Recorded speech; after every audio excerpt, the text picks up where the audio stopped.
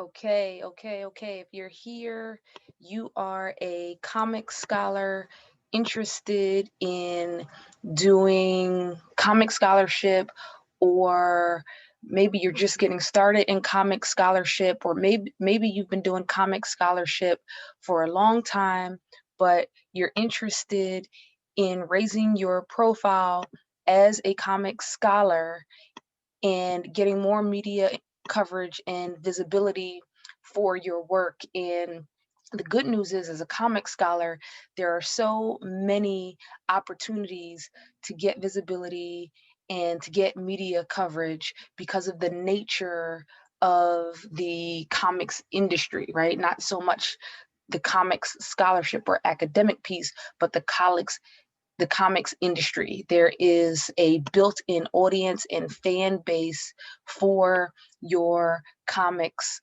scholarship. So, if you don't know me, my name is Dr. Sheena Howard. I have been studying comics for the last 10 years.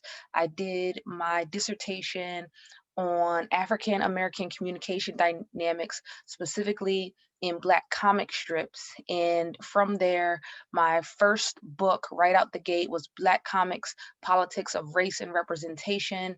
It was an edited book filled with lots of awesome contributors, and the book ended up winning the highest award in the comics industry, known as an Eisner Award. And an Eisner Award is equivalent to like an Oscar.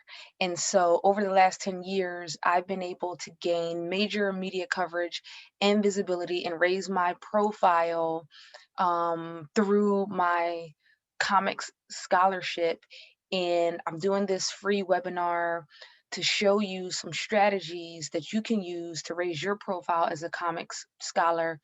And if you want more of these types of free videos, head on over to the Power Your Research Facebook community to get more free content and more videos like this, and also to be in the loop about when the Power Your Research e-course is coming out. Okay, so first of all, it's super important to me that anybody that's studying comics in the academic space, it's important to me that you're successful. It's important to me that you raise your profile. It's important to me that you get media exposure, because when you succeed, right, the entire academic comics scholarship field succeeds, right?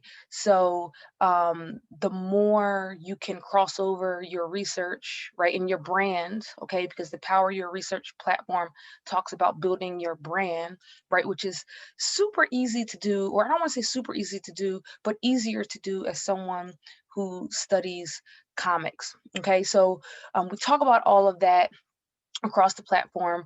But today I'm going to talk to you about three pieces in raising your profile and getting more media coverage. Okay, we're going to talk about the importance of finding a niche, right? So comic scholarship is already a niche within academia, but you have to find a niche within a niche, right? We're going to talk about that. We're going to talk about the create and repackage formula that I use to gain major visibility for my work. And then finally, we're going to talk about the importance of borrowing audiences and show you some examples of how to borrow audiences. Okay, so for me, I've been featured in all of the major media outlets, NBC, ABC, PBS, BBC, you know, the Los Angeles Times, New York Times, all primarily for my work in comics, right? And I don't say that to brag, right? I don't even say that to establish credibility, which I know that's what it does. I say that to inspire you to understand that you can be in all of those major media outlets as well. And you don't need a publicist. You don't need to spend thousands of dollars. You just need to follow the roadmap that I'm going to lay out for you here in this webinar, but generally across the Power Your Research platform. So again, let's start with niche is king. Okay, what does that mean? So comic scholarship, like I said, is already sort of a niche area, right? But if you're studying comics and you're studying aspects that are general, like let's say you study race in comics, or let's say you study gender representation in comics. Okay, those things are general and it's not niche within the comics field, right? There's lots of studies out there about gender representation, and actually and African American representation in comics. Those things aren't niche. Now, when I was studying comics 10 years ago, when I was studying Black comics 10 years ago, from an academic perspective, it was niche, right? Not too many people were doing that. Now, 10 years later, there are lots of people studying Black comics from an academic perspective. So for you, right, in this moment in time, you want to figure out something that is not oversaturated within the comics industry. Now, I can just spit off a bunch of examples off the top of my head. For example, disability in comics, representation of disabilities in comics, um, uh, Black comics during the civil rights movement, um, religion in comics, but you need get even more specific than that. Muslim identity in comics, Jewish identity in comics, right? All of these are niche areas that are not oversaturated. And if you carve out an area within those niche areas, guess what? You become the expert on that thing. Guess what? You become the go-to person when people are looking for information on this particular niche area. When they Google Muslim identity in comics, you'll be the first person that comes up in that first page of the Google searches. That's very important to establishing major media coverage and visibility. Make it so you are the biggest name within that small little niche. And at first you might think, but it's too narrow. Like nobody's really gonna wanna just hear about my comic scholarship in this niche area. They do. And when topics and things come up in the mainstream, where suddenly people are interested in disability in comics, right? Guess what? You're the only person that the news media then wants to talk to, right? Think about it in that way. So here was my first book, Black Comics, Politics of Race and Representation. And if you read this book, my chapter talks about the history of Black comic strips, okay? The history of Black comic strips. That is super niche, right? And when I was studying the history of Black comic strips, people said, oh, that doesn't have any legs. Nobody's really gonna pay attention to that. Guess what?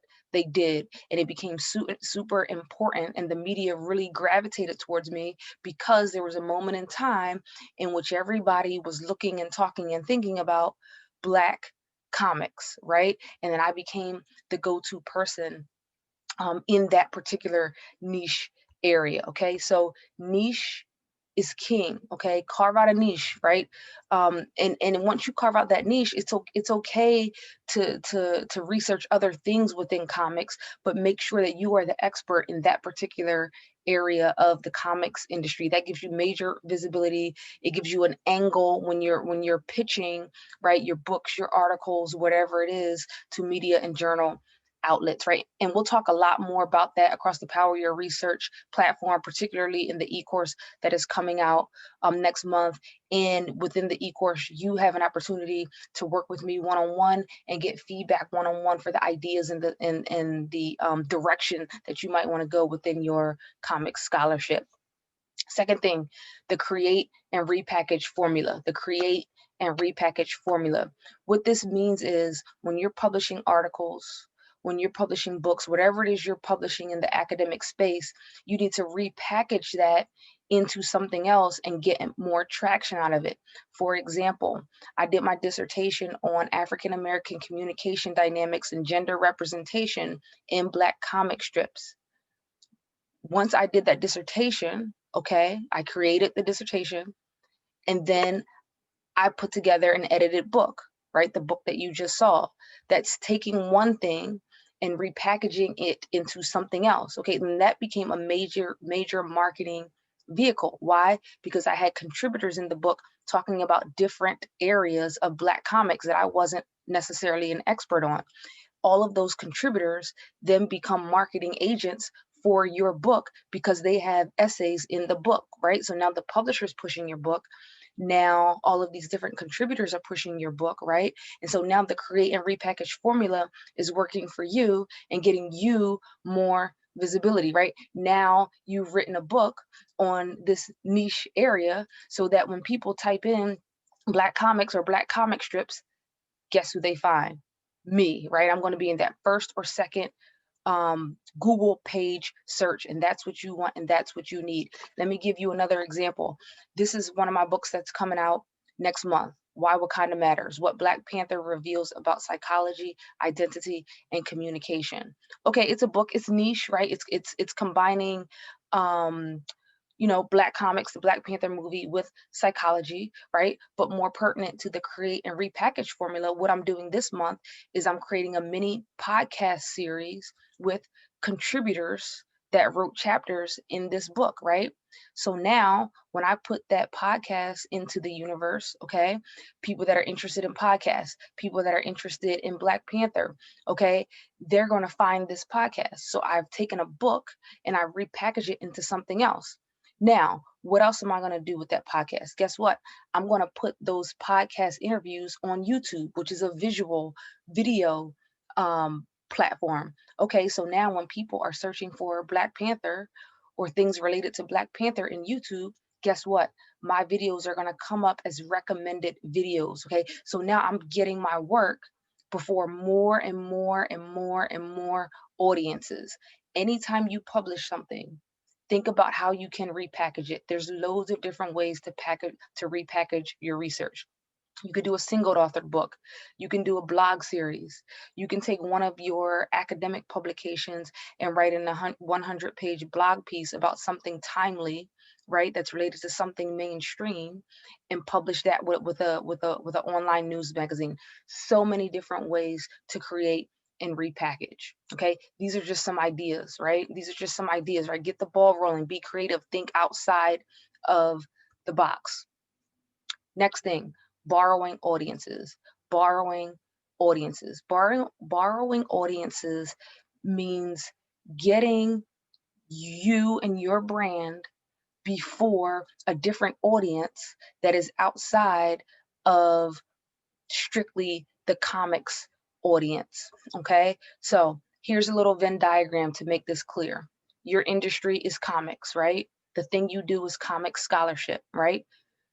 There's also a whole nother world of culture and pop culture, right? There are conversations and things happening within everyday life, right? And what you need to do is get your research within this middle space right here. Okay, get your research within this middle space right here so you can borrow the audience of the culture, okay, or the pop culture or whatever it is.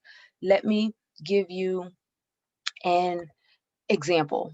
Okay, so this book, Why Wakanda Matters, What Black Panther Reveals About Psychology, Identity, and Communication. Okay, now the movie Black Panther has its own built-in audience and fan base, right? And we know that a second Black Panther movie is going to come out.